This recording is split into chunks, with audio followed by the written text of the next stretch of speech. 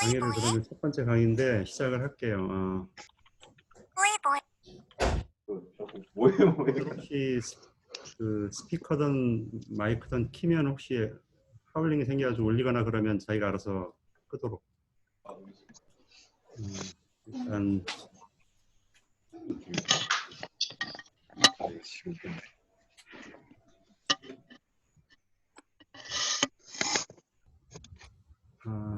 화면이 지금 좀 바뀌었죠? 네. 강의 자료 네. 보이나요? 잘 보이나? 네, 보입니다. 네, 채팅창이 갑자기 없어져 버려가지고 잘 모르겠는데 아무튼 일단 과목 소개하기 전에 줌은 여러분들이 지금 다 들어왔으니까 지금 몇 명이 들어왔지? 이게 잠깐만 해제를 하고 다시 지금 61명이니까 거의 들어온 것 같고 서너 명 안 들어온 것 같은데 지금 들어온 거를 여러분들이 다 아니까 이제는 줌에 대한 설명은 뭐 안 해도 될 것 같고 오늘은 내가 일찍 URL을 좀 올렸는데 학부생들한테 좀 미안한데 내가 그 대학원 과목에다만 올렸어요. 동시 과목에다 올렸어야 되는데 그 잘못해가지고 아무튼 그 목요일부터는 내가 미리미리 두 과목을 두 쪽에 다 올릴 생각입니다. 출석은 조교가 아마 지금 체크를 하고 있을 테고 사이버 캠퍼스에 동영상이 연결이 돼 있으면 뭐 자동으로 되니까 좋은데 그게 아니기 때문에 이제 모르겠어요. 더 좋은 방법이 있는지 모르겠지만 일단 여러분들 들어온 리스트 보고서 그냥 조교가 시작할 때 그다음에 끝날 때 아마 출석을 확인할 거예요.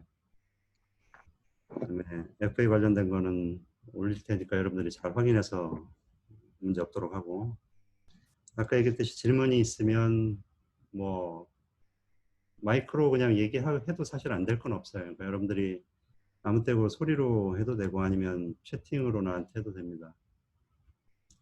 근데 나도 지금 줌을 처음 써봐가지고 화면 쉐어링을 지금 강의 자료를 해버렸더니 채팅이 잘 안 보이는데 좀 지나다 보면 그것도 매니지 할 수 있지 않을까. 오케이. 그럼 나도 비디오를 일단 끄고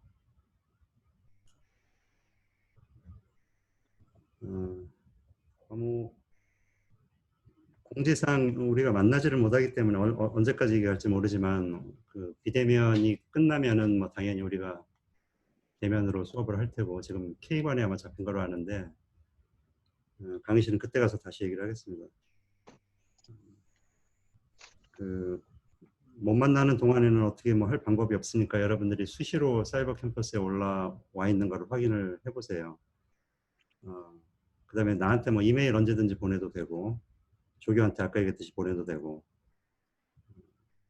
숙제는 그래도 기간이 좀 있으니까 모르는데 퀴즈를 내가 수시로 볼 텐데 퀴즈는 뭐 일주일 뭐 그렇게는 당연히 없을 테고 며칠 전에 올리거나 그럴 거예요.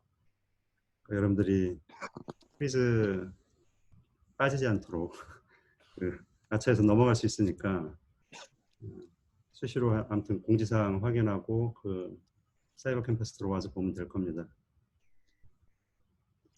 자, 그러면 강의 자료를 내가 설명을 시작을 하겠습니다. 혹시 질문 있나요? 시작할 때? 없나요? 이거를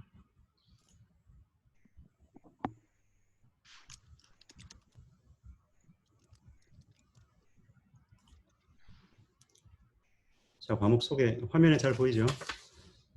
네. 여러분들이 과목 아이고 이거 그 지금 수강 시청 뭐 다 했으니까 알겠지만 과목 제목은 데이터 마이닝이고 기본적으로는 기계학습을 공부한다고 보면 돼요.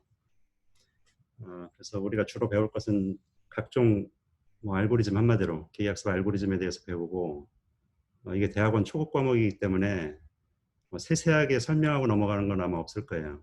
예를 들어 파이썬 강의 안 할 겁니다. 여러분들이 알아서 지금 숙제 첫 번째 거 올라가 있지만 봐서 알겠지만 자기가 알아서 공부하면서 숙제 제때제때해서 자기 힘으로 내도록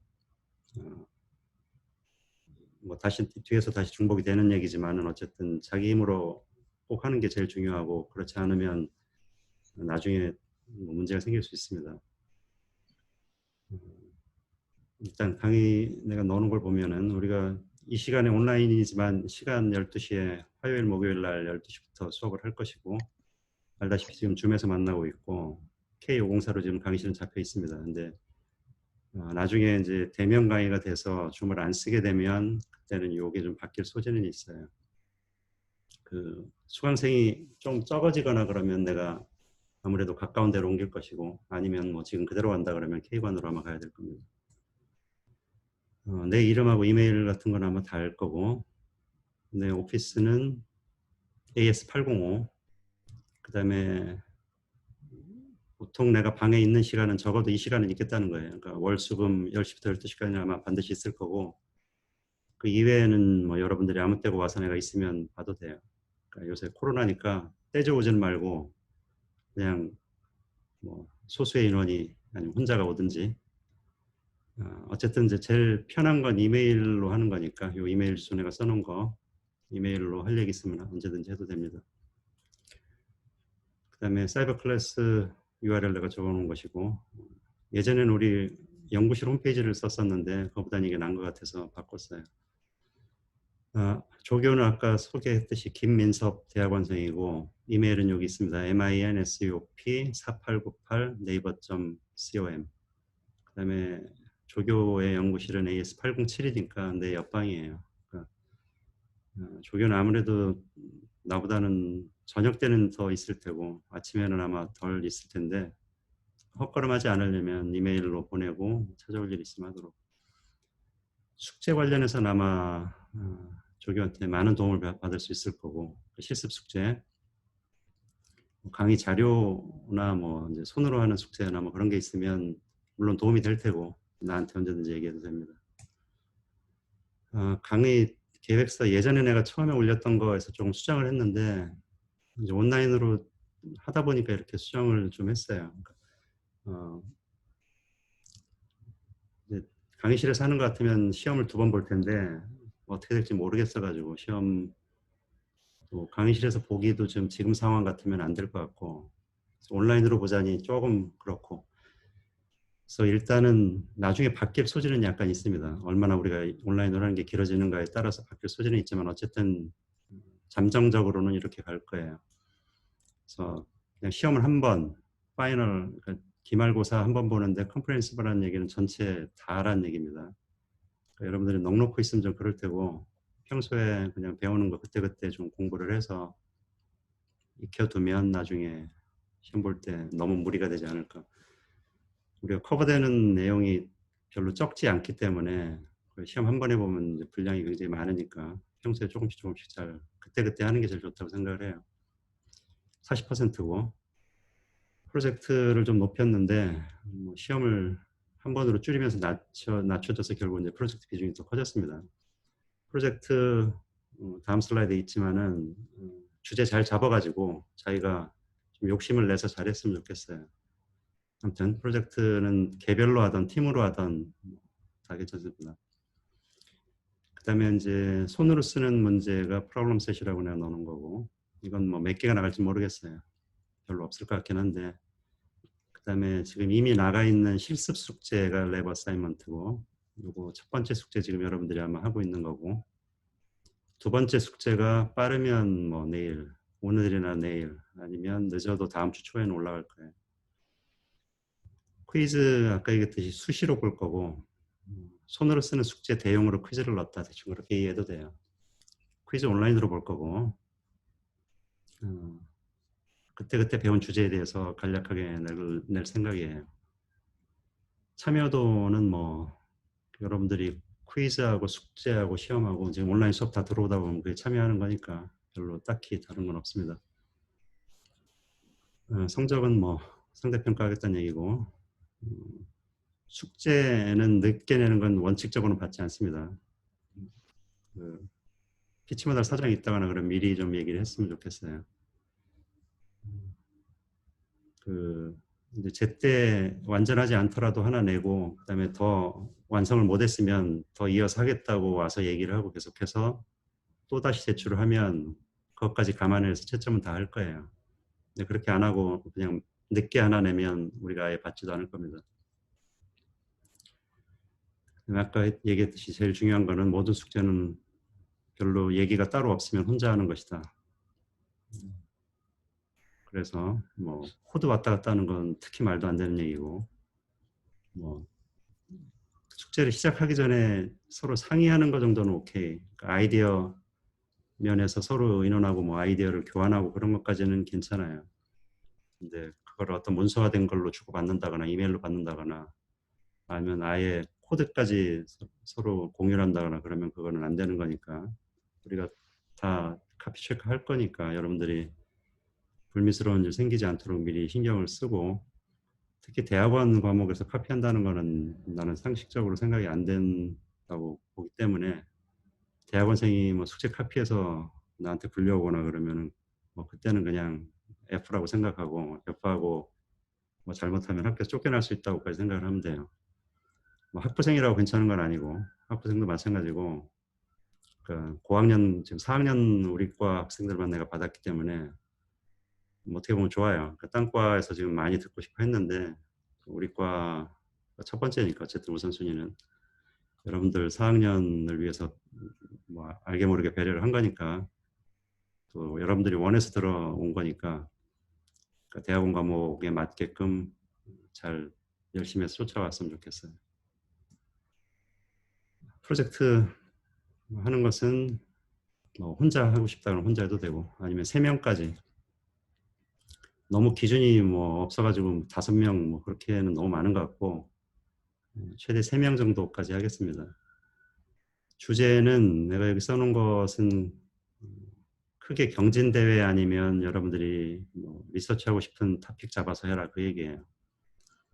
경진대회에서 하는 거 결코 나쁘지 않고, 그러니까 여러분들이 이미 다 알겠지만은 KDD컵이라는 그 경진대회가 있어요. KDD라는 컨퍼런스가 있고 거기서 해마다 하는 그 경진대회, 월드컵 같이 경진대회이기 때문에 거기 데이터셋을 뭐 여러분들이 고민할 것도 없이 거기서 마련해서 주면 거기 뭐 등록하고 참가해서 데이터셋 받고 뭐 마이닝하고 그래서 결과 내서 점수 받고 뭐 그런 식으로 돌아갑니다. KDD컵 이외에 유립스라는 게 있어요. 여러분들이 뭐 들어봤는지 모르겠는데 유립스라는 거 넣는다는 걸 까먹었는데 그 학술 대회도 가면 다 있습니다. 시기는 보통 유립스, 옛날에 닙스라 그랬는데 그거는 12월에 하기 때문에 아마 지금 없을 테고, 그 KDD 같은 경우는 그 지금 막 올라올 거예요, 내 생각에. 그래서 다시 슬라이드 쉐어로 가면 그 여기 아까 KDD 컵 이런 거 그 아마 지금 데이터셋이나 주제에 대해서 서로 거의 공모 받고 정하는 시기일 거예요. 그리고 한 2-3달 주니까 여러분들이 관심 있으면 하면 되고, 케글도 여러분들이 들어봤을지 모르는데 케글 사이트 가면 이제 뭐 온갖 데이터 있고 거기서 뭐 좀 해달라 풀어봐라 그런 얘기 많이 올라와 있습니다. 돈이 달려 있는 것도 있어요. 거기 1등하면 얼마 준다 그런 것도 있고, KD컵은 돈은 없고 그냥 나중에 논문 실어주고 뭐 그런 거예요. 유립스 마찬가지일 테고, 그 다음에 여러분들이 관심 있어하는 뭐 있다, 뭐가 주제가 있다 그러면 그거에 대해서 뭐 리서치 해가지고 논문 하나 쓸 정도로 하면 제일 좋습니다. 그 주제로 할 경우는 경진대회 나간다 그러면 논문까지는 2차적인 거고 1차적으로는 이제 경진대회에서 수상할 수 있도록 하는 거고, 프로젝트 스케줄은 지금 코로나 사태 때문에 이렇게 될지 모르고 내가 예전에 얼추 넣어놨던 건데 그래도 그냥 이렇게 갈라 그래요. 내가 아마 요거 정도 바꿨던 것 같은데 자기가 어떤 주제에 대해서 프로젝트 하겠다라는 거를 한 페이지로 써서 이달 말일까지 나한테 내도록 하세요. 그 찾아와서 내도 되고 이메일로 보내도 돼요. 이메일로 보내는 경우는 뭐 아래 한글이 됐든 워드가 됐든 파일로 작성해서 한 페이지. 보통 뭐 하겠다, 어떤 일 하겠다, 그 다음에 데이터셋은 뭐다, 그 정도 얘기하면 될 거예요. 어떤 방법까지 쓰겠다까지 좀 구체적으로 가면 뭐 나쁠 건 전혀 없고, 여러분들이 선행 지식이 좀 있는 사람이 모르겠지만 없으면 이제 어떤 방법을 쓸지는 좀 어려울 수 있으니까 그 경우에는 이제 주제하고 데이터 정도. 데이터가 경쟁될 게 아니다 그러면 내 주제에 대해서 하겠다 그러면 그 데이터 어떻게 내가 확보할 것인지 그런 얘기 좀 해야 될 테고. 그래서 아주 이상하지 않으면 내가 뭐 그렇게 해라라고 답을 줄 테고, 너무 이상하다 그러면 그때는 좀 조율을 하려고 그럽니다.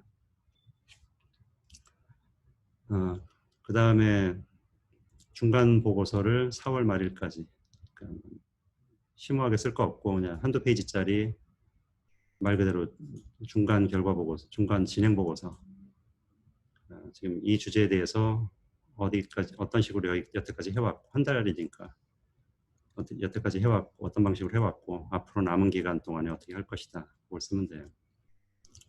프로젝트 발표를 6월 달에 할 겁니다. 사람이 많기 때문에 두 시간 아마 두 타임은 잡아야 될 것 같고, 잠정적으로 이렇게 잡았어요. 그 다음에 최종 보고서죠. 최종 보고서를 2월 16일 날 오후 5시까지 받도록 하겠습니다.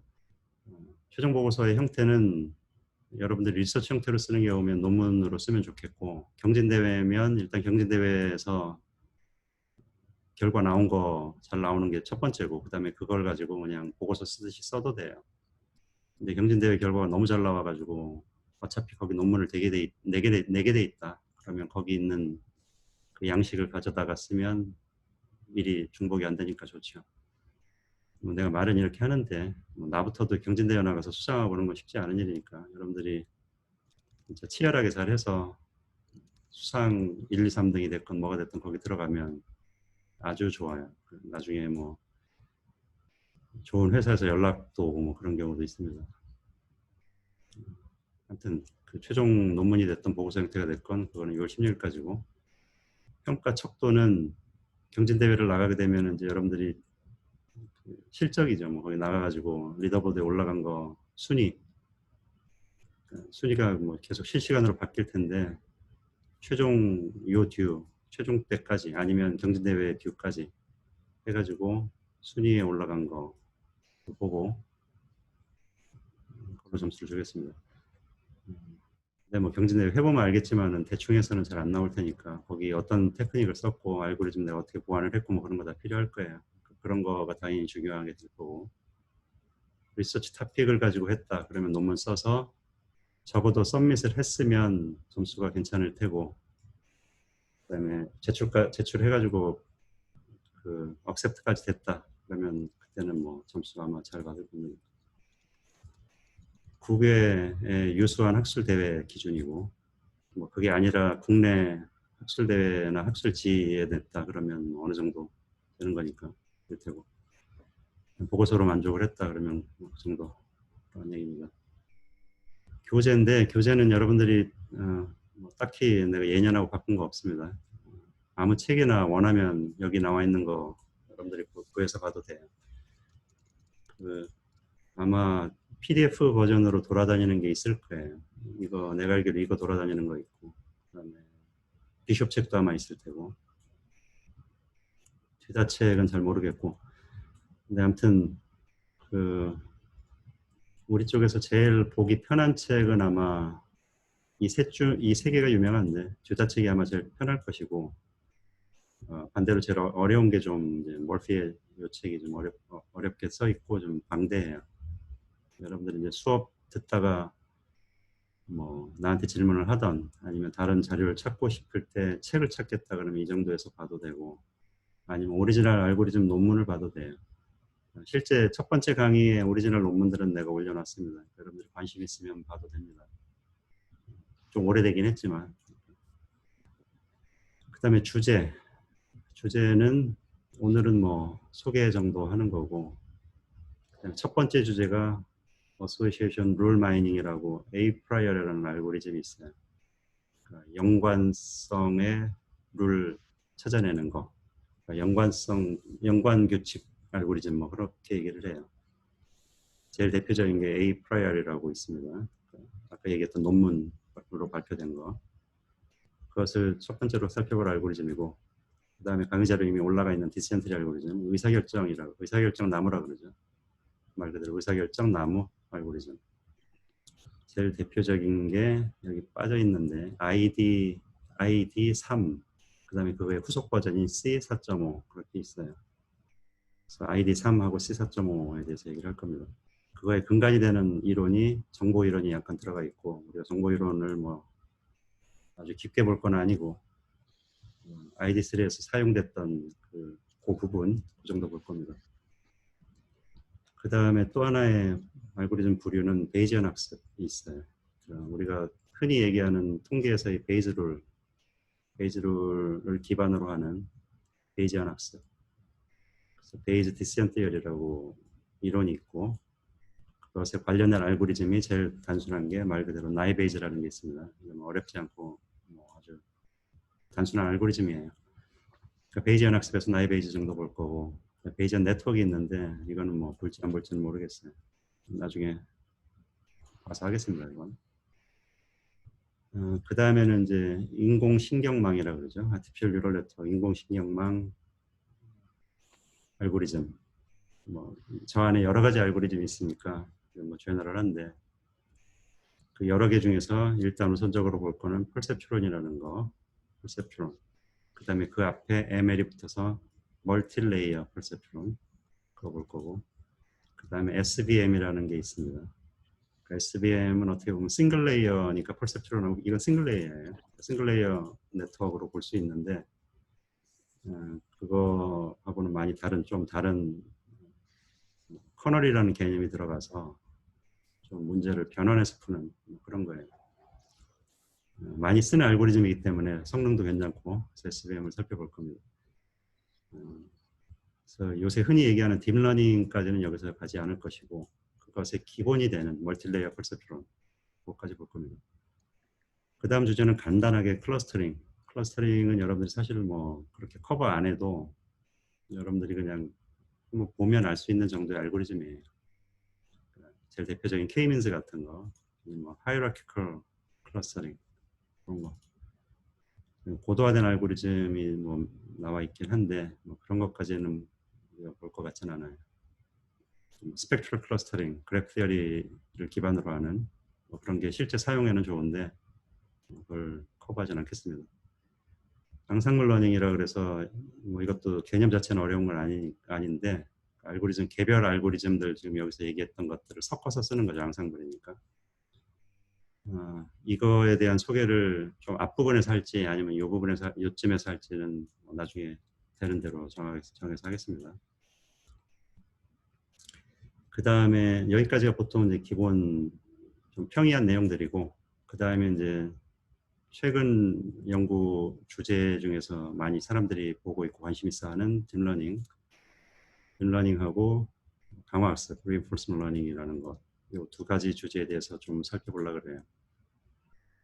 내용이 뭐 굉장히 많기 때문에 이거를 우리가 다 볼 수는 없을 테고, 딥러닝에서는 제일 대표적인 뭐 CNN, 그 다음에 RNN, CNN의 최근 알고리즘들, 여러분들이 아마 구현하게 될 텐데, CNN은 제일 베이직하고 그것을 기반으로 뭐 새로운 아키텍처로 확장하는 그런 것들을 실습을 통해서 아마 구현하고 그럴 겁니다. 그 다음에 RNN에서는 뭐 LSTM 그 정도 볼 거예요. 그러니까 시계열 데이터 분석하기에 적절한 RNN이라는 것. 그 다음에 이제 마지막 주제가 강화학습에 대한 전반적인 소개. 그 다음에 제일 대표적인 학습 패러다임 세 가지가 있는데, 뭐 제일 기본적인 다이내믹 프로그래밍 소개 좀 하고, 그 다음에 뭐 몬테칼로 MCMC라고 하는 마르코프 체인 몬테칼로 알고리즘 방법 좀 보고, 그 다음에 TD-러닝, 제일 사실 강화학습에서의 핵심인 TD-러닝을 조금 소개하고, 그 다음에는 이제 최근 연구 분야 펄리시 그레디언트라는 거, 그 정도 커버하다 보면은 다 끝날 것 같아요. 그래서 아무튼 강화학습은 제일 마지막 주제가 될 테고, 그것이 커버하는 내용은 좀 시간에 따라서 우리가 여기서 하고 시간이 얼마나 남는가 그다음에 딥러닝에서 얼마나 커버하고 좀 남는가 그거에 따라서 좀 변동이 있을 건데요. 어쨌든 순서는 바뀌진 않을 테고 강화학습이 제일 마지막에 하면서 기본적인 거를 주로 커버할 거다라고 생각하면 크게 다르지 않을 겁니다. 강화학습도 여러분들이 사실 관심 있는 주제 중에 하나일 텐데 관심이 있으면 나중에 따로 과목 하나 듣는 것도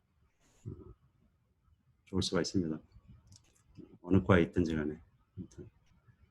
그 다음에 기말고사 한 번 본다 그랬는데 그거는 지금 계획은 6월 4일 날 볼 생각이고 그래서 강의 다 끝난 다음에 시험 보고 그다음에 프로젝트 발표하고 마무리하면 한 학기가 다 가는 걸로 하겠습니다. 자, 다시 전체 화면으로 돌아가서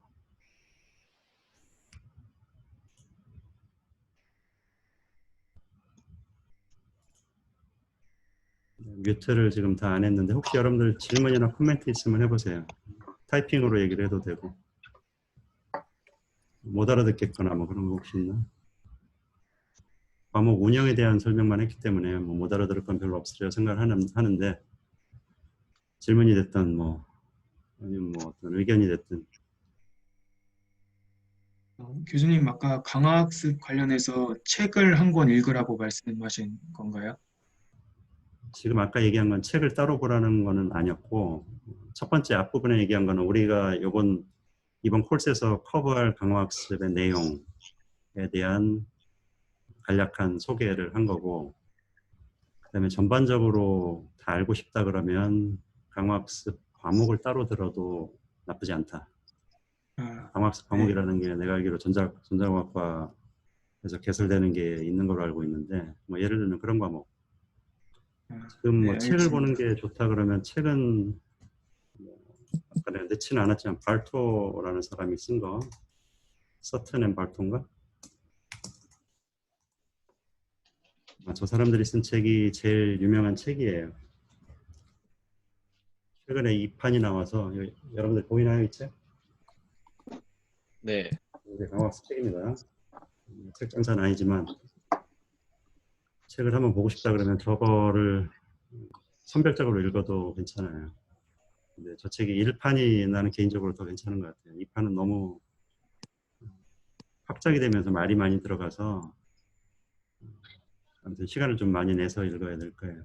근데 어쨌든 2판에는 새로운 내용이 추가되고 좀 오르가나이저를 다시 했으니까 괜찮긴 하죠. 그런 면에서는.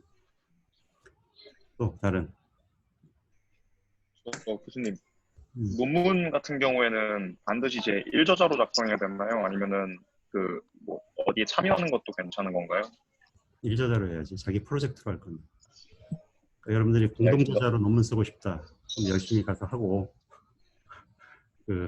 내가 프로젝트로 이 과목에서 쓰겠다. 그러면 여러분들이 프로젝트 할 거 아니야.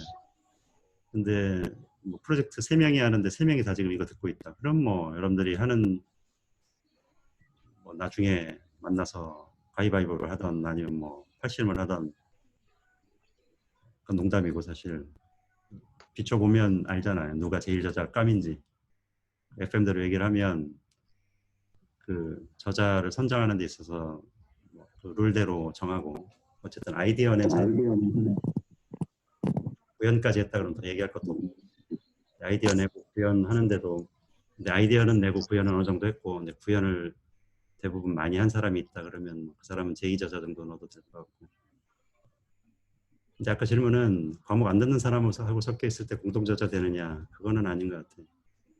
그 얘기는 다른 데서 일하는 거 가져다가 여기 프로젝트를 쓰겠다는 얘기로 보이니까 그거는 좀 그렇고 프로젝트는 이 과목을 하면서 여러분들이 수행한 거의 결과물을 가지고 쓰도록 논문을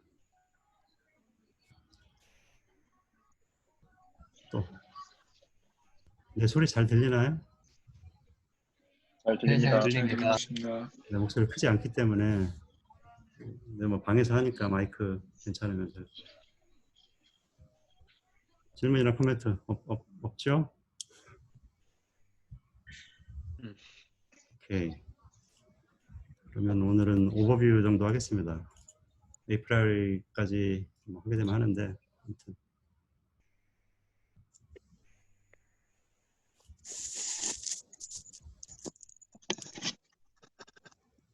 자, 강의 노트 내가 올려놓은 오버뷰 파일이 여러분들 다 봤을 테고 이거는 뭐 부담 없이 그냥 보면 돼요. 근데 부담 없이 보되 이제 내가 얘기하는 거 여기 써 있는 거 이외에도 내가 뭐 단이나 그런 거 빼고 기억 좀 하는 게 나을 것 같으면 좀 기억하는 게 좀 편할 수 있고 나중에 퀴즈 같은데 오버뷰인데 뭐 과목에 대한 소개 및 데이터 마이닝이에요. 첫 번째 써 있는 데이터 마이닝 여기 내가 써놓은 말은 이건 흔히 사람들이 옛날에 얘기했던 거죠. 사실 요새 뭐 이거 얘기하는 사람 별로 없는 것 같은데 원래 이 사람이 얘기를 했고 정보는 많은데 지식은 없다 뭐 그런 거죠. 그러니까 쌓이는 로 데이터 쌓이는 거 축적되는 건 많은데 그게 뭘 의미하는지는 좀 따로 노력이 들어가야 된다 뭐 그 얘기예요. 직역을 하면 정보에 빠져 죽는데 지식에는 굶어 죽는다니까. 그러니까 쌓아놓기만 하면 안 되고 그거 마이닝 해가지고 우리가 원하는 바를 잘 끄집어내는 게 중요하다 그 얘기죠. 그다음에 빅데이터라고 얘기를 하면서 빅데이터 시대가 시작되었다. 이게 사실 오바마 때 얘기가 나와서 미국 같은 경우에 12년에 오바마가 빅데이터 하면 이니셔티브를 해가지고 이때 연구비를 많이 풀어서 연구를 활성화했죠. 미국 돈으로 100만, 1000만 억이니까 2억 불을 풀어가지고 뭐 연구비 많이 줘서 결과가 나오게 했습니다. 그때 얘기한 게 세 개의 비로 이루어져 있다. 뭐 하나 더 추가하기도 하고 그러는데 아무튼 세 개, 양도 많고 속도 빠르고 다양하다 그런 얘기예요. 데이터가 일단 양이 많아야 빅이니까 빅데이터고 시시각각 무지하게 빨리 늘어나는 걸 여러분들이 뭐 웹 데이터 보면은 한 예로 볼 수 있죠. 웹에서 어떤 도메인이 됐든지 간에 다양하고 뭐 텍스트 데이터 있고 이미지 데이터 있고 음성 데이터 있고 많으니까 그런 거 잘 처리하는 기술이 필요하다. 데이터 마이닝의 의미는 단어 자체로 데이터로부터 지식을 마이닝, 날리지고 날리지를 마이닝하는 거니까 지금 그 얘기예요. 데이터 쌓여 있는데 굉장히 큰 양의 데이터로부터 날리지를 마이닝하는 것이다. 예전에는 뭐 이런 게 없었냐? 사실 있었죠. 패턴 인식 전통적으로 패턴 인식에서 많이 했어요. 말 그대로 패턴 인식이니까 어떤 데이터로부터 그 안에 있는 패턴을 내가 뽑아내는 거죠. 이미지 예를 많이 들면 이미지에서 물고기, 죄다책 같은 경우 맨 앞에 물고기 가지고 예제를 보여주는 것도 있지만 물고기 내가 판단하는 거 하고 싶다. 그러면 물고기의 형태를 보고서 종류를 맞춘다거나 예전부터 많았던 건데 왜 최근에 이제 더 이상 최근도 아니지만 왜 그래도 요새 얘기를 많이 했느냐. 옛날에는 금전적으로 그다음에 데이터 면에서 좀 어려움이 있을 수 있었다. 그러니까 처음에 써 있는 게 이제 금전적인 거죠. 그 메모리도 이제 싸게 큰 양을 살 수가 있고 우리가 뭐 램 같은 거 요새는 그렇게 옛날에 비해서 엄청 싸죠. 프로세서 싸고 빠른 거 있죠. 여러분들 개인용 PC만 써도 처리 속도 빠르니까 요새는. 그다음에 데이터도 이제 아까 빅데이터라 그랬으니까 시시각각으로 막 생긴다 그랬는데 예전엔 데이터 뭘 해볼래도 별로 없었을 수 있는데 이제는 데이터도 많다. 그러니까 하드웨어적으로도 가능하고 그다음에 데이터적으로도 가능하니까 이제는 좀 더 옛날에 못했던 거를 해볼 수가 있다. 그래서 기계학습에서 아니면 전통적으로는 사실 통계에서 많이 했죠. 통계 아니면 기계학습에서 여러 가지 새로운 아이디어를 만들어내고 그걸 이제 돌릴 수도 있는 기계도 있고 알고리즘이 옛날에 복잡해서 못 돌렸으면 이제는 돌릴 수 있는 지경까지 되었다. 그런 얘기입니다. 통계, 데이터 마이닝, 기계학습 다 관련이 있죠. 데이터 마이닝하고 기계학습의 관련은 데이터 마이닝 하는 건데 그것을 하는 방법으로서 기계학습을 쓰는 거죠. 데이터 마이닝을 하는 방법으로 통계가 응용됐던 거로 이해를 해도 되고 전통적으로 통계 많이 써왔고 하루아침에 생긴 학문이 아니니까 통계에서 했던 것은 보통은 어떤 가설을 세우고 그다음에 데이터 모은 다음에 그걸 검증을 하고 가설 검증을 하고 분석하고 그런 식으로 흐름이 흩어져 나갔죠. 그래서 파라메트릭 모델이다. 파라미터를 사용하는 모델이다. 아니 파라미터 없이 가는 모델이다. 파라미터가 없거나 아니면 너무 많거나 그래서 난파라메트릭 모델이나 그런 어떤 모델 기반으로 분석을 하려고 하는 게 통계에서 주로 했던 일이다 그러면 기계학습은 그거하고는 좀 많이 다르죠. 기계학습은 데이터 드리븐 그래가지고 데이터 일단 모은 다음에 그거에 기반해서 가설을 찾아내는 거를 하죠. 그래서 데이터 드리븐 어프로치가 보통 기계학습에서 쓰는 방법입니다. 데이터 마이닝도 마찬가지고 데이터 당연히 데이터 드리븐이 될 테고, 데이터 마이닝은 그렇기 때문에 보통 응용 쪽에서 우리가 얘기를 하는 텀으로 생각할 수가 있고, 데이터 마이닝은 이제 머신러닝은 그걸 해결하는 어떤 theoretic한 면에서 얘기를 한다. 그래서 데이터 마이닝은 기계학습의 여러 아이디어에 의존한다. 그런 얘기입니다.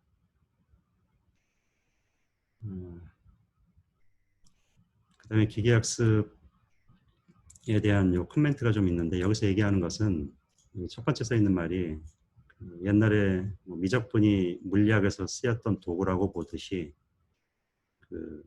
우리가 알고 싶은 것은 어떤 인지과학, 커그니션이라고 그러죠.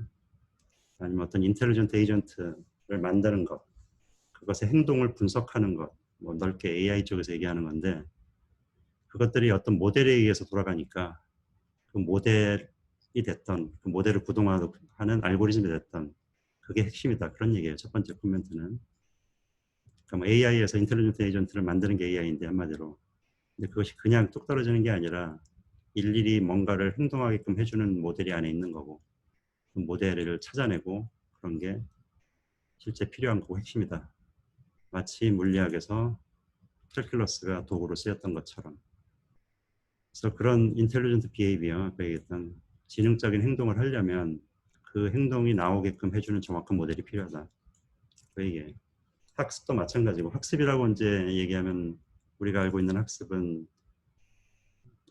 잘 못하던 거를 시간이 가면은 잘할 수 있게끔 해주는 게 학습이죠. 사실 사람이 어린애를 학습시켜서, 어린아이를 학습시켜서 처음엔 못하다가 나중에 점차 잘하는 것처럼, 사람이 이제 나이를 먹을수록 같은 일에 대해서 좀 잘하게 되는 것처럼, 그런 인텔리전트 비헤비어를 나타내는 모델이 있는데, 그것이 어떤 과정을 거쳐서 학습이 일어나야 되는가 라는 그 과정에 대한 것을 다 설명해 줄 수 있어야 된다.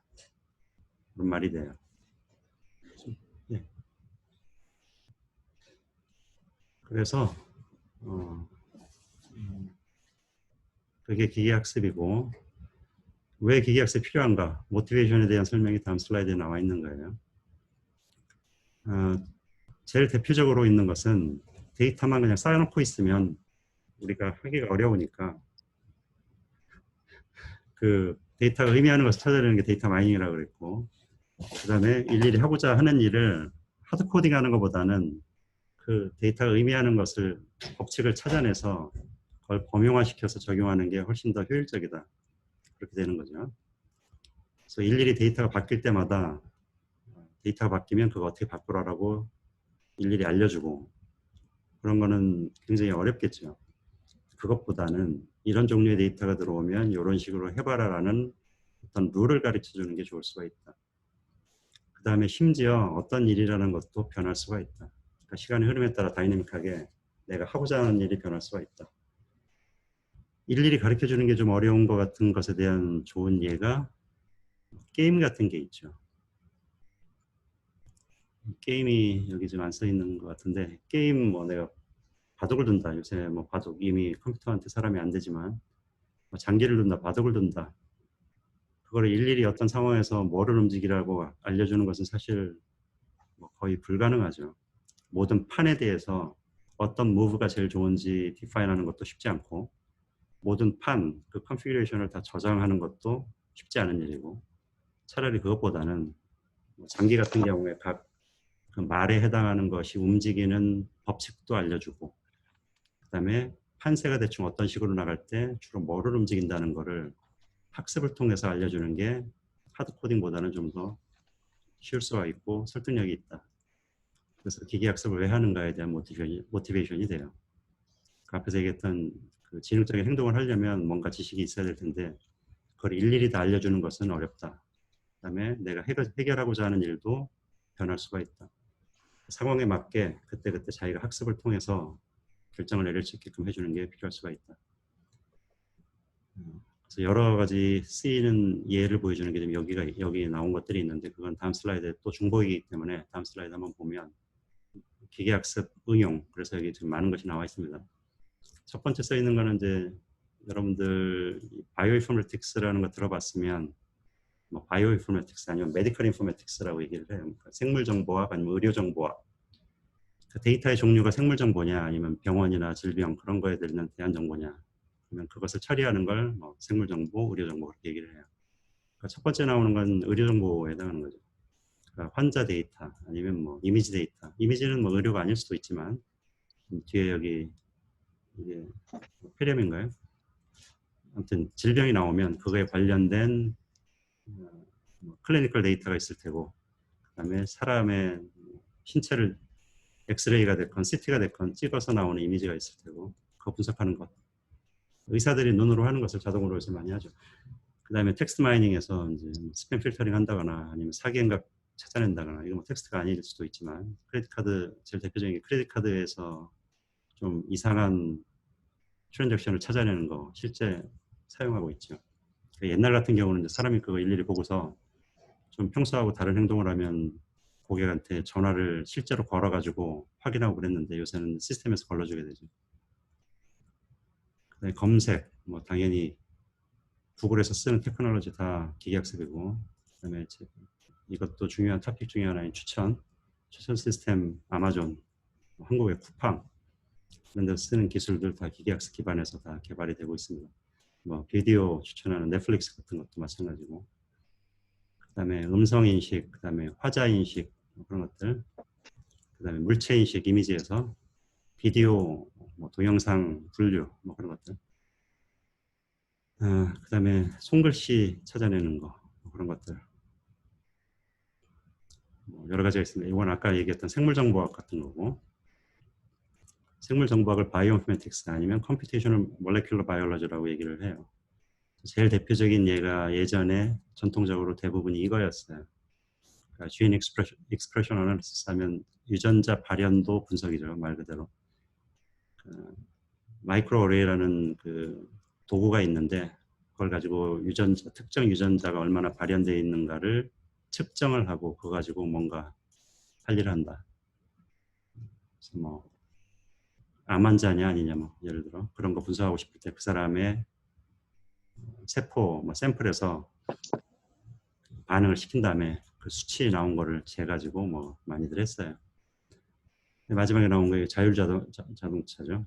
자율자동차 지금 나와 있는 기술이고 뭐 완전한 서울 시내에다 펴놓고 모든 것을 100% 자유화하는 건 아니지만 뭐 테슬라도 그렇고 구글도 그렇고 각종 자동차 회사 뭐 볼보도 그렇고 한국 현대자동차도 아마 기술이 있을 테고 어느 정도는 자율주행의 단계에 따른 현재 실제 기술이에요. 여러 가지 응용이 있다. 그 기계학습이 실제로 적용되는 분야는 뭐 아주 많다. 그 다음에 기계학습이 뭐하고 연관되어 있는가. 지금 요 동그랗게 있는 것은 내가 여태까지 얘기했던 응용으로 보면 되고 밑에 있는 게 기반 학문의 분야가 되죠. 당연히 우리 컴퓨터공학, 컴퓨터 사이언스, 컴퓨터 과학, 컴퓨터 공학 그런 것들이 연관이 되어 있고 인지과학, 커그니티브 사이언스도 연관이 되어 있습니다. 뉴로사이언스, 커그니티브 사이언스 그 다음에 또 많이 직접적으로 연관된 것처럼 보이는 게 통계죠. 통계, 그 다음에 수학, 당연히 미적분이 됐던 뭐 서정대수가 됐던 기계학습의 기반이 되는 알고리즘이 근간을 이루고 있는 게 있습니다. 강화학습, 인지과학에서 연관이 될 수 있고 어떤 뭐 실험을 해서 보니까 어떤 반응이 나오더라. 어떤 오브젝트한테 뭔가 자극을 주니까 어떤 리스폰스가 나오더라. 그런 가지고 강화학습의 아이디어하고도 연관이 되어 있다고 볼 수 있으니까. 그 다음에 기계학습이 뭐냐라는 것을 좀 포멀하게 나타낸 문장이 여기 나와 있는 겁니다. 기계학습을 구성하고 있는 요소들을 보여주는 건데 프로그램이 있고 그다음에 그것이 학습을 한다, 뭐 경험을 쌓는다. 그래서 학습이 끝나면 뭘 시켜보고 얼마나 잘하는가를 본다. 관심 있는 어떤 일, 뭐 아까 자율주행이면 자율주행, 뭐 그런 것들이에요. 지금 여기서 얘기하는 게 환경이면 자율주행 같으면 뭐 그게 실제 돌아가는 환경이고. 그래서 프로그램이 있어서 그게 학습을 한다고 하면 주어진 데이터가 있는 거고 아까 데이터 드리븐 학습을 우리가 보통 대부분 의미합니다. 데이터를 주고 그거로부터 어떤 법칙을 찾아내는 인덕티브 러닝이라고 얘기를 해요. 어떤 분야냐 태스크고 그 다음에 중요한 거 또 하나 중요한 건 얼마나 이게 잘했냐 학습을 하고 나서 보니까 안 한 것보다도 성능이 얼마가 변하더라. 척도가 되는 퍼포먼스 메저가 있어야 되는 거죠. 예제가 세 가지가 있는데 여러분들이 그냥 읽어보세요. 첫 번째는 태스크만 보면 암 진단이고, 두 번째는 바이오인포메틱스에서 직역을 하자면 프로틴 시퀀스를 보고서 펑션 레이블을 애노테이트 한다. 프로틴 시퀀스를 보고서 그 프로틴이 어떤 역할을 하는지 갖다 붙이는 거다. 예를 들어 프로틴 중에 단백질 중에 혈액 응고에 관련된 트롬빈이라는 게 있죠. 여러분들이 들어봤을 법한 것 중에 하나가. 그래서 트롬빈의 프로틴 그 시퀀스를 보면 단백질은 시퀀스니까 결국 그 아미노산의 시퀀스니까 그 시퀀스를 데이터로 보고 그거를 분석해서 이게 어떤 일을 해주는지 역할을 찾아내는 것. 사실 중요한 일 중에 하나라고 볼 수가 있죠. 그런 데 쓰기도 한다. 세 번째는 아까 자율주행. 고속도로에서 그냥 혼자 돌아다니는 거. 태스크 그런 것들이 있을 때 뭐 환경은 어떻고 성능은 어떻고 그런 것들을 보여주는 지금 예예요. 어렵지 않으니까 여러분들 그냥 읽어보면 될 겁니다. 그 다음에 용어가 몇 개 나오는데 기계학습에서 우리가 보통 슈퍼바이즈드니 언슈퍼바이즈드니 그렇게 얘기를 해요. 한글로는 지도학습, 비지도학습 그렇게 얘기를 하죠.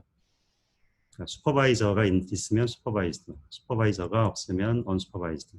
그러니까 슈퍼바이저의 의미는 정답을 보통 의미를 하고 또 정답의 의미는 아웃풋을 의미를 해요.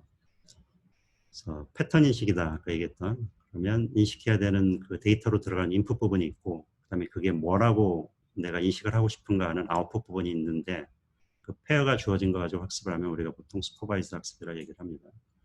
그게 아니라 그냥 인풋 부분만 들어가면은 언슈퍼바이즈드 얘기를 하는 거고.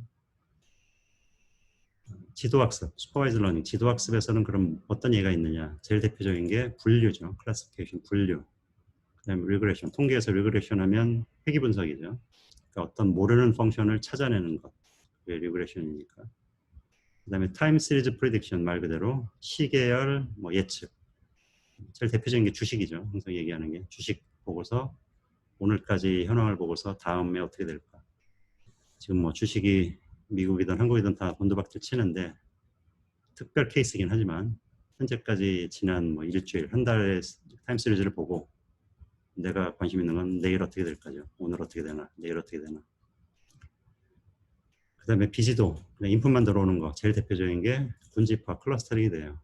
클러스터링 어떻게 생겼나 한번 보는 거죠. 얼핏 봐서 클러스터링 왜 하는가라고 생각할 수 있지만 그냥 한번 보는 거죠. 데이터가 들어왔을 때 이 분포를 어떻게 띄고 있나.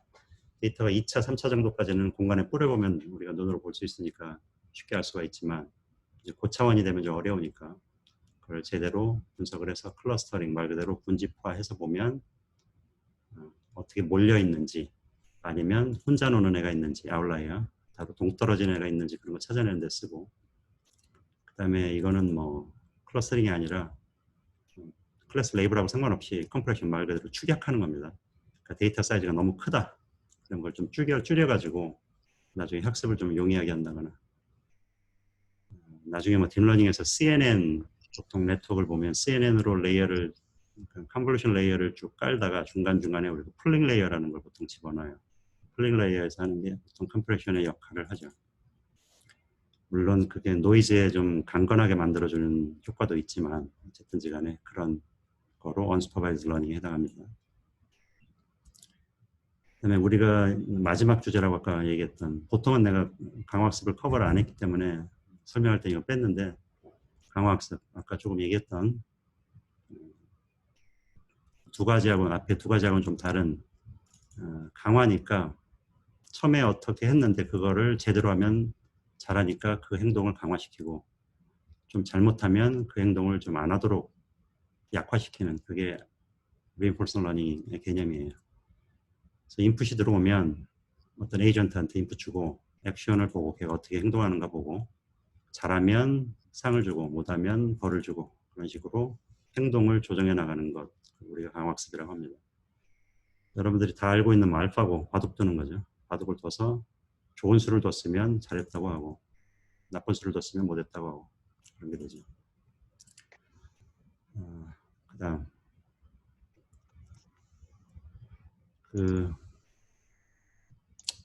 기계학습의 다양한 형태를 보여주는 슬라이드니까 여러분들이 한번 읽어보세요.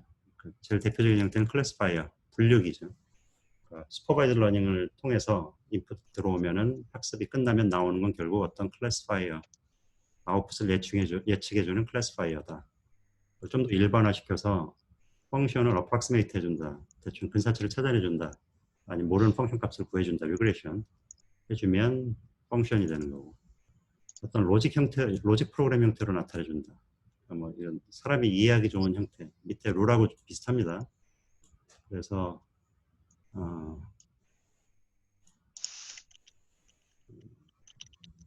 너 지금 나한테 채팅하는 사람 있나? 조금 이따 이거는 뭐 내가 조금 이따 개인적으로 답변할게요. 거의 다 했으니까 조금만 더 하겠습니다. 그래서 어떤 아웃풋이 룰 형태로 나오는 거, 보통 로직 프로그램 룰 뭐 그렇게 얘기를 해요. 또 하나 큰 거는 이제 확률 분포로 나오면 이것도 좋죠. 그러니까 베이지언 관련된 알고리즘들 확률 분포로 보여줄 수 있습니다. 강화학습, 어떤 행동을 취하는 게 좋다라는 걸 알려주는 형태로 나오는 거죠. 기계학습은 제일 핵심은 알고리즘이 될 테고, 그다음에 그것이 학습하고 나면 나온 모델을 가지고 우리가 추론을 하는 거고, 그게 어떤 형태로 나오는가가 자료 구조가 돼요. 그렇게 생각을 할 수가 있습니다. 그 다음 용어, 타겟 펑션이다. 말 그대로 목적 함수가 돼요. 그러니까 이건 목적 함수가 우리가 모르는, 우리한테 알려져 있지 않은 데이터에 내포되어 있는 목적 함수가 됩니다. 근데 데이터로부터 우리가 찾아내는 것은 목적 함수이기를 바라는 어떤 가설이 되는 거고, 그래서 가설을 우리가 찾는 거고, 어떻게 찾는가는 알고리즘이 찾아주는 거고, 우리가 원하는 것은 찾아낸 가설이 가능한 한 타겟 펑션하고 가까우면 가까울수록 좋겠다. 말이 되는 얘기죠. 학습의 목적은 그렇게 된다. 인스턴스 스페이스 X다 그러면 보통 인풋 스페이스를 얘기를 해요. 아웃풋 스페이스는 아웃풋 스페이스라고 얘기를 했으니까 인풋에 해당하는 스페이스, 아웃풋에 해당하는 스페이스. 그 다음에 example 아니면 sample. 통계 쪽에 샘플이라고 얘기하는 게 example이에요. 아니면 instance 다 같은 말입니다. 그래서 인풋 아웃풋에 페어로 들어가는 걸 우리가 example이라고 얘기를 합니다. 그러니까 데이터 마이닝, 기계 학습할 때 데이터 셋이 필요한데 학습 셋이다 그러면 학습 example들이 그 안에 들어가 있는 거고, 각 example를 들여다보면 인풋 부분이 있고 아웃풋 부분이 있는 겁니다. 타겟 펑션의 스페이스, 그 다음에 하이파테시스의 스페이스를 각각 대문자로 나타낼 수가 있고, 그것은 같을 수도 있고 다를 수도 있다. 이건 당연한 얘기죠. 어떤 알고리즘에 따라서 표현할 수 있는 하이파테시스 스페이스 달라질 수가 있고, 그게 우리가 원하는 스페이스하고는 맞지 않을 수도 있습니다. 학습 셋 이미 설명한 거고, example들의 셋이다. 제일 핵심인 알고리즘. 알고리즘은 할 일이 주어진 데이터, example 요 셋 가지고 하이파테시스 만들어내는 것이다. 아까 설명한 거죠. 데이터 주어진 거 가지고 하이파테시스 스페이스로부터 하이파테시스 찾아내는 게 러닝 알고리즘 L이 하는 일이다. 그 다음에 다른 용어는 배치니 온라인 이런 거는 여러분들이 이미 알고 있는 용어에서 벗어나지 않아요. 그러니까 학습시키는 방법이 배치한다. 데이터 있으면 다 집어넣고 한다. 온라인 한다. 온라인에서 시각가로 나오는 거 가지고 인크리멘탈하게 한다. 그 얘기입니다. 분산은 데이터 의미에서 데이터가 쪼개져 있다. 그런 거예요. 수직적 아니면 수평적. 그러니까 수평적은 샘플 단위로 쪼개진 거고, 수직적은 데이터를 구성하고 있는 인풋 피처 단위로 쪼개진 걸 우리가 버티컬이라고 얘기를 하겠죠. 그 다음에 인풋이 됐든 아웃풋이 됐든 다 거기에 노이즈는 껴있을 수가 있다. 이건 당연한 얘기고. 여기까지 하겠습니다. 인덕티브 러닝 개념은 좀 설명을 해야 될 것 같아서 좀 빨리 끝내서 하는 이보다는 다음 시간에 차분하게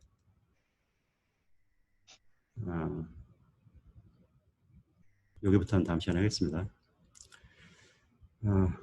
쉐어를 끄고 혹시 여러분들 질문 있으면 해보시죠. 뭐 아니면 의견이나. 좀 깝깝한가요? 네, 교수님 혹시 질문 드려도 될까요? 네, 이강욱이라고 합니다.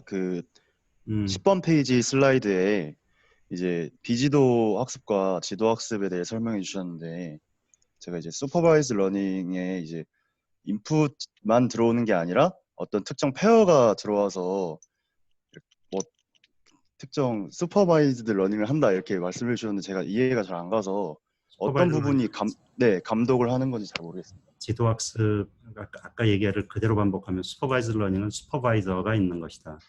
언슈퍼바이저는 슈퍼바이저가 없는 것이다. 슈퍼바이저가 있다는 얘기는 인풋하고 아웃풋이 둘 다 있다는 얘기다. 그래서 그 슈퍼바이저가 아웃풋을 결국 알려준다는 의미로 이해를 하면 되는 거고, 내가 뭐가 들어왔을 때 뭐가 나와야 되는 것을 알려준다.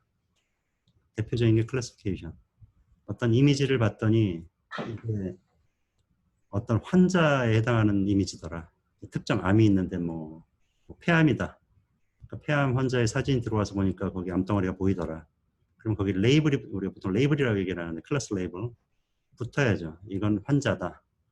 근데 이제 깨끗한 비환자, 깨끗한 폐 사진이 들어오면 이제 없으니까 보니까 이건 환자가 아니다. OX 문제면 O하고 X를 갖다 붙여주는 게 뒤에 나오는 것에 인풋하고 아웃풋에 각각 해당하는 것이고, 그 인풋하고 아웃풋을 둘 다 사용해서 학습을 하는 게 슈퍼바이즈고, 슈퍼바이즈 러닝에서 결국 하는 일은 인풋하고 아웃풋을 매핑시켜주는 모델을 찾아내는 것이다. 매핑된 모델의 종류가 보통은 클래시파이어다. 이해가나요? 네, 교수님 감사합니다. 됐나? 교수님, 저도 질문 하나 있습니다. 또 최승환입니다.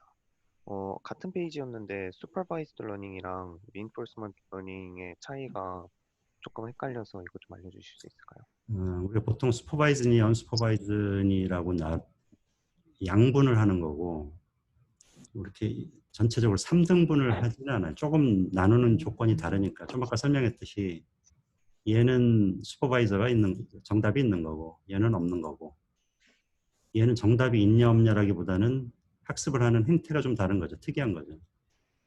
그러니까 여기는 어떤 인터랙션 개념이 사실 없죠. 주어진 데이터가 있으면 그거 가지고 정답을 맞춰주는 일을 하든지, 아니면 데이터가 어떻게 생겼는지 정도 살펴보든지. 근데 얘는 데이터를 물론 주죠. 데이터를 주는데 데이터 가지고 에이전트라고 여기 써 있는 게, 에이전트가 지금 안 써 있지만 뭐 어쨌든 행동을 하는 건 소프트웨어 에이전트, 인텔리전트 에이전트라고 보면, 그 에이전트가 행동을 하는 걸 보고, 행동을 한다는 얘기는 인풋이 들어갔을 때 어떤 아웃풋을 주는지, 뭐 인풋 아웃풋을 해석을 하자면, 그러니까 각 상황에서 어떤 액션을 취해야 좋은지를 보고, 그 액션을 제대로 잘 취했으면 잘했다라고 포지티브한 리워드를 주고, 잘못했으면 네거티브한 피드백을 주고, 포지티브한 피드백을 주고, 그걸 뭐 스케일러 값을 준다 여기 써 있는 거고, 하는 걸 봐가지고 리워드를 큰 걸 주고 아니면 빼주고 뭐 그런 식으로 행동을 보장하려고 하는 학습 패러다임이 강화학습이다. 그러니까 이거 두 개랑은 좀 다른 거죠. 이게 지도니 비지도니 뭐 준지도니 그게 아니라, 준지도니 뭐 그런 게 있어요. 세마이 슈퍼바이즈가 또 하나 있긴 한데, 그건 준지도니까 이 두 개를 섞은 것이고, 그것보다는 얘는 좀 동떨어진 면으로 해석을 하는 거다. 또 다른 학습 패러다임이다. 그렇게 이해를 하는 게 제일 편하지 않을까. 답이 됐나? 아니 부가적인 질문이 있나? 네, 교수님, 저도 질문 있습니다.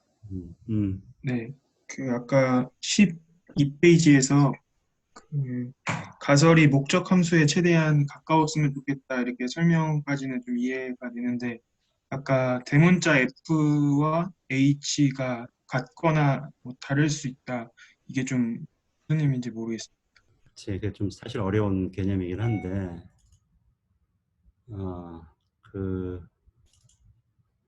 지금 질문한 게 요거잖아요, 그렇죠? 네, 대문자 F하고 H가 그냥 개념만 일단 데피니션부터 보자면, 대문자 F는 아까 여기서 온 거고, 이거는 타겟 펑션의 셋이죠. 그러니까 타겟 펑션 F가 있는데 걔가 나올 수 있는 셋이 되는 거예요. 스페이스가. 그래서 내가 뭔가를 하려고 하는데 거기에서 어떤 타겟 펑션이 있는데 내가 하고자 하는 게 그 타겟 펑션을 찾는 것인데, 네, 그것이 속해 있는 공간, 개념적으로 이해를 해야 돼요.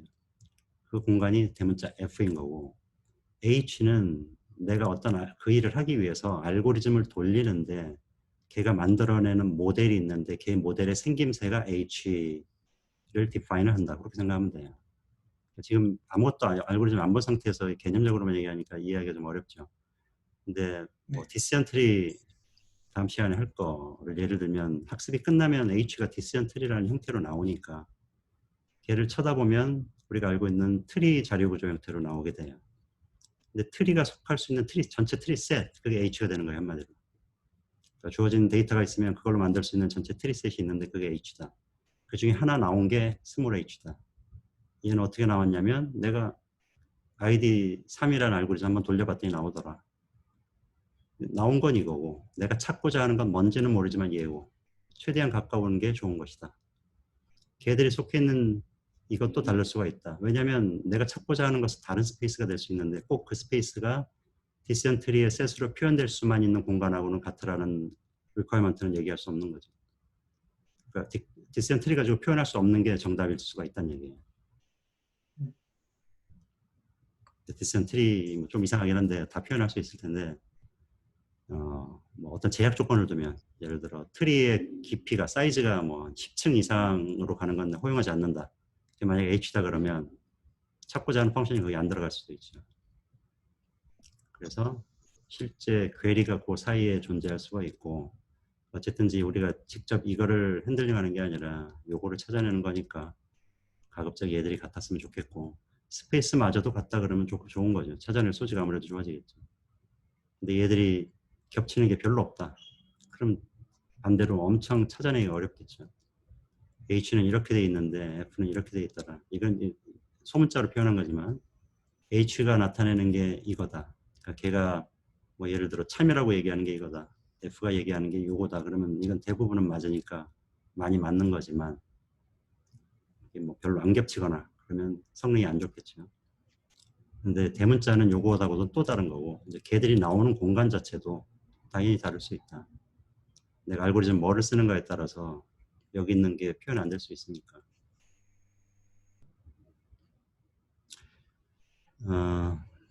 실제 탐 미첼의 뭐 버전 스페이스 알고리즘이라는 게 있는데 사실 거기서 나온 용어들이에요. 버전 스페이스 얘기를 하는 거는 요즘 스페이스 얘기하는 게.